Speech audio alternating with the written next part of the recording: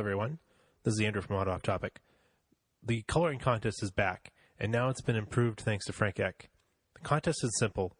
Complete one of the pages in any of three mediums. This includes electronic using any of the paint type programs, colored pencil, marker, and or crayon, with one entry counted per medium per person. So each individual can have a total of 3 entries. There will also be 2 age groups, age 15 and below, and 16 on up. Links to the coloring book pages can be found on our Facebook page or the page for the coloring book contest. Facebook.com/AOTP Contest 2017. Electronic entries, including scanned entries, can be sent to us via email, autoofftopic@gmail.com. Paper copies can be sent by snail mail to Auto Off Topic Podcast, P.O. Box 35, Georgetown, Mass. 01833. Note, all hard copies received will not be returned. Period. The contest runs through November 30th. The companies and owners groups donating prizes are Mitsubishi Motors North America, Adventure Driven Design, Force Performance, Palladian Trucks, Northeast Mitsubishi 4x4, Mitsubishi Montero Owners Group USA, Florida Mitsubishi 4x4, and Mitsu Nation. All right, on to the show. All right. Hello, Enzo. Oh, we're recording already. That's right. And the record button is pushed. That's right. A on top of our game. Welcome to episode 39 of Auto Off Topic. I'm your host, Andrew. And I am Brad. So, that's right. I already came up with the title for this one. I was going to call it the Dog Box Days of Summer. I like it. Because it is super hot and humid. And it's also in between 2 rally-like events, one rally-like event and one rally event. That's right. So dog box is a good word to use. Yep. So we've got NEFR is on the doorstep. And we just passed Climb to the Clouds that we talked about last week. That's right. We've got I've got full media access, and we'll be shooting Before we NEFR. go too far, we do have people who probably don't know what NEFR is. So we try to explain to them what it is. I guess. If you're listening to us and you don't know what NEFR is, that's the New England Forest Rally. Andrew and I have been going pretty much every year since 2002. It used to be called the Maine Forest Rally when it mostly took place in Maine. Right, but now there's a lot of stages that... Well, for a while, there were a lot of stages in New Hampshire. Yeah, it's pretty well split now, again, between the 2 states. Yeah. Because it bridges the border, like New Hampshire's eastern border and Maine's western border. Is my mic turned up too much there, Andrew? I don't think so. It's pretty loud in my ears. I just want to make sure it's not being too peaky. I can just turn you down. Oh, perfect. Volume. That was too much. No. That's perfect. I could just mute you. Thank you. I'm going home. Anyway. So, yeah, we have NEFR, New England Forest Rally, which is put on by the ARA. American Rally Association. It's new for this year. Yep.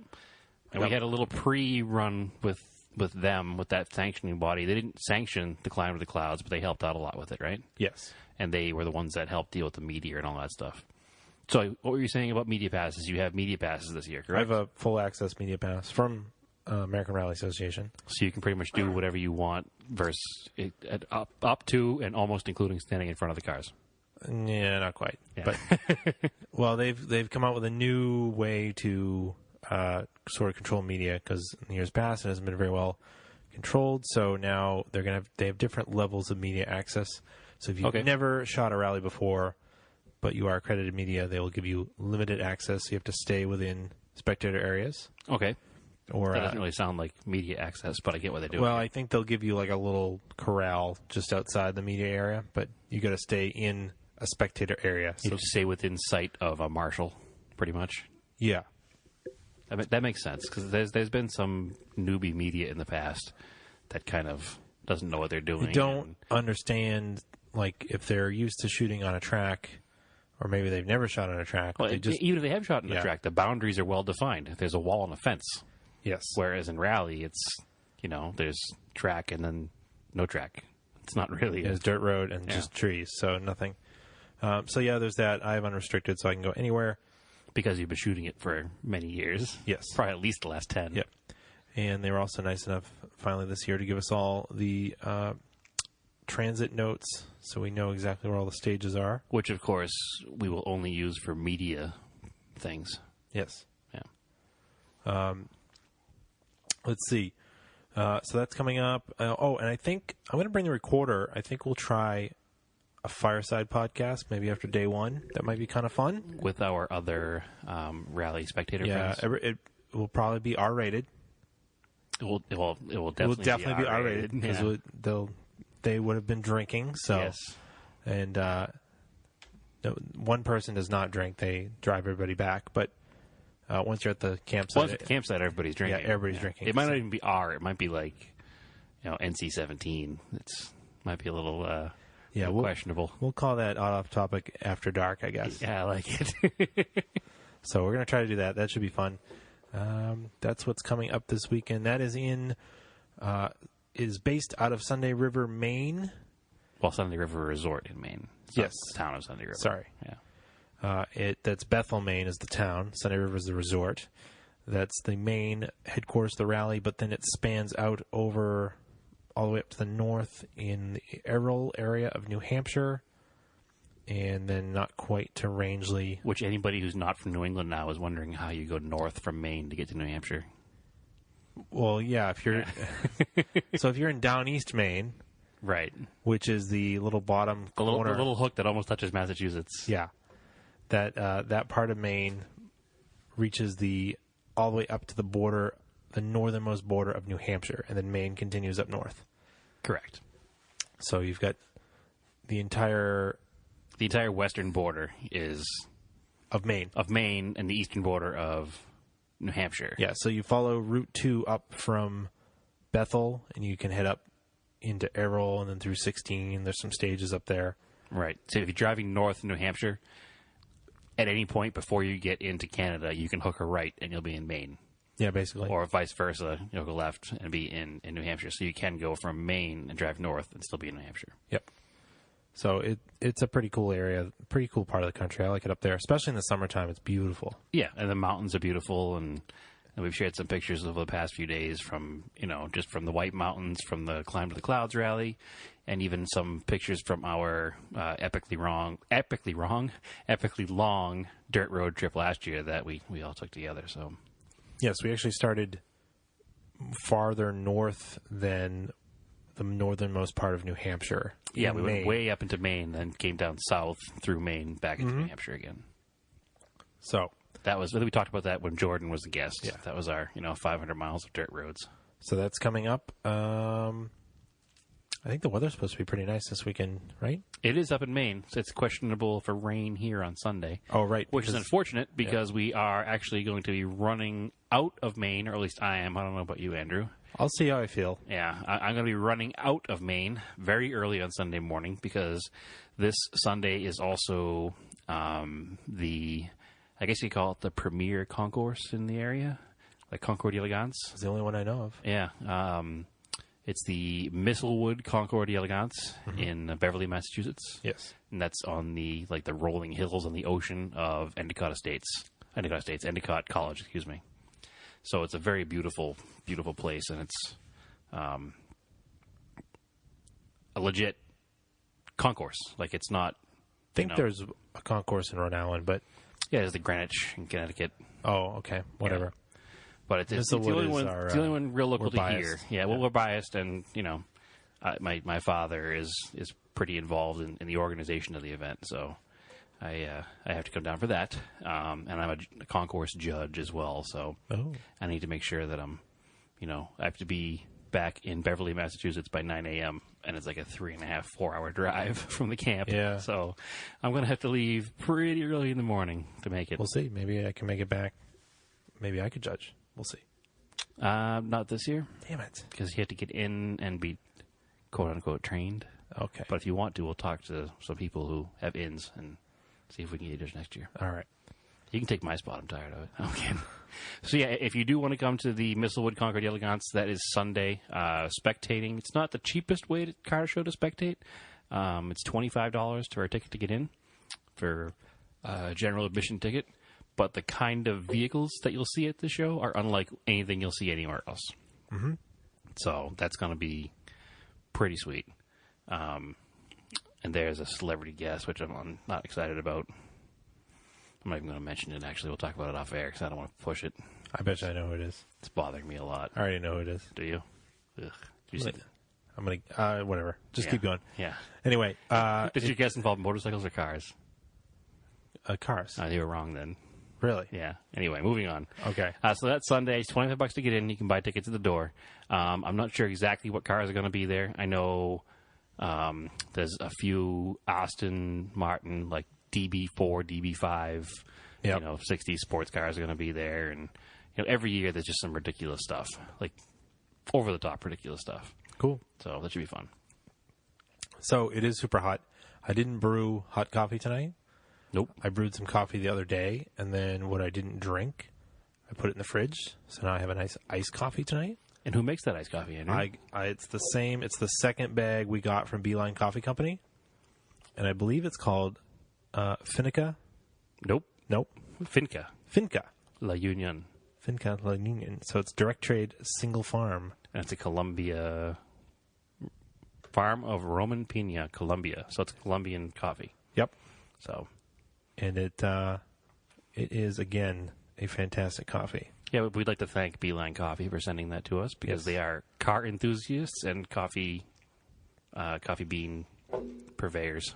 Yes. So BeelineCoffee.com is their website, and obviously Beeline Coffee on Facebook, Instagram, Twitter, and all that good stuff. Yes. But check them out if you like coffee and cars, which we know you like cars. You'll listen to us.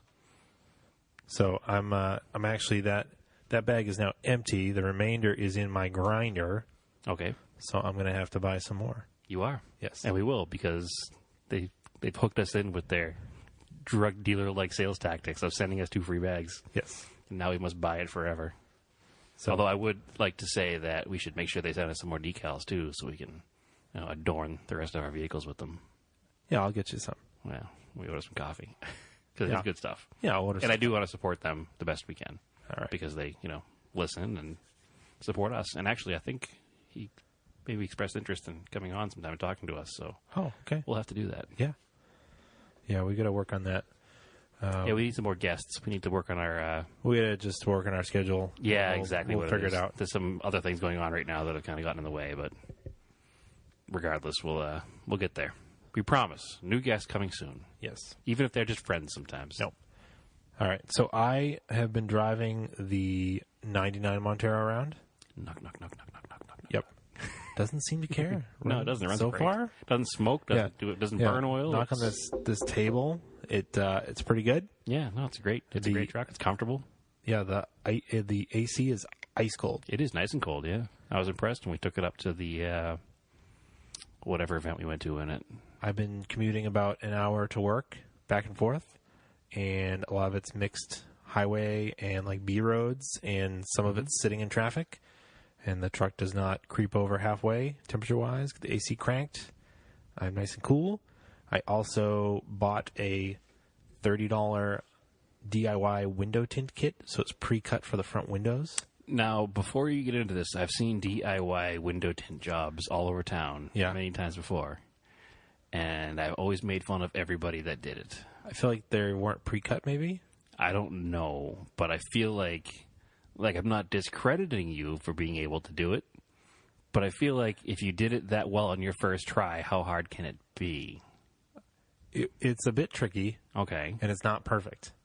It looks pretty damn good, though. It's not all bubbly and awful like I can see the couple little imperfections in it, but to be fair, actually, it wasn't the first one. I bought it. The first one you did on your dad's Outlander also came out good. Yes. I bought 2 kits. They're each about $30 off eBay. Some eBay seller had a bunch of pre-cut kits. It was wasn't like a 3M brand. It was some other random brand. I don't know. I got it to the legal limit in Mass, which is 35%. And I'd have to say 35% is light filtering, right? So it allows 35% of light in still? I don't know how that works. Or is it the other way around? I just know that blocks 35% of the light. I just know that it has to be 35% is the legal low limit. Legal low limit. Yeah. So like a 5% tint is like limo tint. Okay, so that means that it's 5% of the light is let through. Or blocked. Or blocked. Or let through. Because 95% of the light is blocked. Okay. That's why it's so dark. So if it's 35%, that means that 65% of the light is blocked. So it's 35% light filtering. Okay. So that's cool. And it matches the factory back window tint. It looks perfect. Like really well. Yeah. In fact, I when I first saw it, I complimented you on how good the back window looked because it was exactly the same color, so I assumed it was done at the same time. No, that one's like baked into it. Yeah, well, it looks really good comparatively to that. And it helps my snowflake arms because whenever I'm driving, it never fails in this part of the country. If you're going to work, you're usually heading south and the sun is rising. Mm-hmm. And it's baking on you on the driver's side. Mm-hmm. And then in the evening when you're going home, you're heading north and the sun is setting in the west. Yeah, it's not uncommon to see some dummy around here driving a towel hanging in their window, completely blocking vision. Yeah. So, like, it was really annoying without the tint because my arm would be, like, on fire and my ear would be on fire from the heat. So, from that standpoint, I really liked putting the tint in. Plus, it gives you a little bit of privacy. You don't quite feel like you're driving in a fishbowl. Well, especially in those Monteros because you sit so high and the belt line is so low that you pretty much feel fully exposed in the vehicle when you're sitting in it. No, it definitely helps. And it helps the AC work better. Yeah, it just keeps the cabin temperatures more temperate. I am going to buy a full kit for the Galant. Okay. Same. The back windows are not done on the Galant already? Nope. Okay. Nope. It's all glass. And a black interior on a white car. Right. And even so though it'll look really dark because of that. Yeah, and even though the AC works, it struggles in the summertime because the sun just heats up that black interior. Yeah. And the sun just baking on you too just makes you feel hotter, you know. Plus, it's a 134A conversion of an R12 system. So it's weaker to begin with. Yeah, it's not as strong as it could be. I've always been anti-window tint on older cars. Yeah. But I was listening to another podcast the other day, and they were talking about what's the limit for age for putting window tint in a car. Because I look at old cars and the greenhouse of the car, the glass of the car, of an old car is kind of what draws me to them. Yeah. Because there's so much visibility out of them. It's one of the cool things about driving an old car. So I just don't like to tint the windows because I like the windows.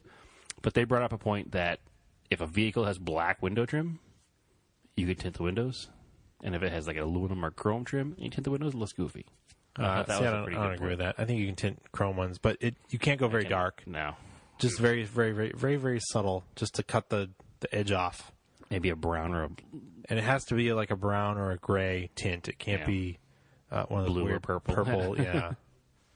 Unless you're going for those altered wheelbase cars, drag cars. Oh, like a 60s drag car? That's not tinting the window to be like cooler inside. That's tinting the window to be cool, like a red or a yellow or something ridiculous. I always like the rally cars that run the mirror tint. The mirror tint, yeah. It looks terrible on a street car, but it's cool on a rally car. Yeah, it does, because, I mean, the damn things, you'd get so hot. So, some of them do keep AC, but not everybody, and it just helps keep the sun out. Because you just bake with all that equipment on. And it looks cool. Yeah. For some reason. So, I have not really done much project car-wise myself. I'm still chasing the overheating problem in my 1978 Dodge Colt Mitsubishi Lancer. I've flushed the coolant system out a few times, ran a few different coolant flush systems through it. I have one in there now. Hopefully it helps a little bit. It seems to, because it was ridiculously hot today, and the car didn't get over halfway. But the problem is that halfway in that car is already on the way to overheating. The operating range is at about a quarter on the needle, which I don't know what temperature that is, but that's where it's supposed to be. So it's still too hot, but not as hot as it would have been if I hadn't flushed it. There's nothing blocking behind the grill, right? Nothing stuck in there? No, it's wide open. Yeah, I made sure of all that. Okay. So it's just not efficient enough, so I don't know if I just need to have the radiator. Now, the other thing you could do in a real pinch, we could take some cardboard and build some ducts on the side of the radiator to the nose of the car. I don't think it would help much because the radiator is so wide that it pretty much goes headlight to headlight, and that's all open in the grill. Okay. So it's not like... what you can end up happening is you basically end up pushing air with the radiator. It's not going through it. Yeah, that's true. And you want to you don't want air to go around it. You want to force air through it. Through it, yeah. And that's why cars have that ducting on the side. Yeah, which obviously this 1978 car does not. No. So we could maybe cheaply make some out of some cardboard or something. I don't think that would catch on fire. No, probably not. No. So that could help. In that car, who knows? No, and then the other thing, that's why people do those cooling plates on the top of the radiator. Yep, because it keeps the air down underneath from going over the top of the motor. Yeah, from hitting and then going up and over. Right. Because there's plenty of open space in the outside, like it goes through and then out of the fender wells, right? It would, yeah. Yeah, I don't know. It's all open under the car. There's no undercarriage like a modern car. Yeah. You open the hood and you can stand inside in the ground. I mean, the next step is when you can is just you pull it and you have it rod and cord and that's the plan. Add an electric one. Unfortunately, it's just a financial decision at the moment that I can't quite get behind at the moment. Yep. So, but that's really the only project car I've been working on. I haven't been doing much. Is the rear diff leaking? Yes. Is it from a seal? I haven't figured it out yet. There's no obvious leak from a seal. Yeah. And it's leaking up pretty high, so I actually want to get under the car. I'm hoping to have a chance tomorrow to get under the car and see if there's a breather on top that might be overflowing, but I'm not sure. So we'll find out. No worries. Right. I'll get there. Well, anything else? Not really. Short episode this week, I think. No, I got to finish packing for the rally. And I have to start packing for the rally. Yeah, I got to throw some batteries on the charger, and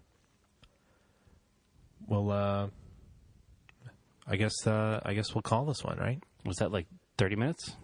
No, it's about 20 minutes. Oh, all right. Sorry, everybody. It's a little short one, but we'll have plenty of content after the rally. Yeah. And the car show and all that stuff coming up. Yeah. And we'll do a listener episode next time. So, not a listener episode, a listener question episode. Yeah.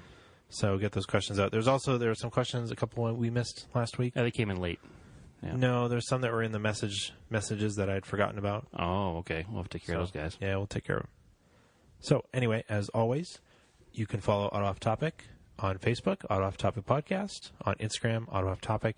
You can follow me on Instagram at Race and Anger.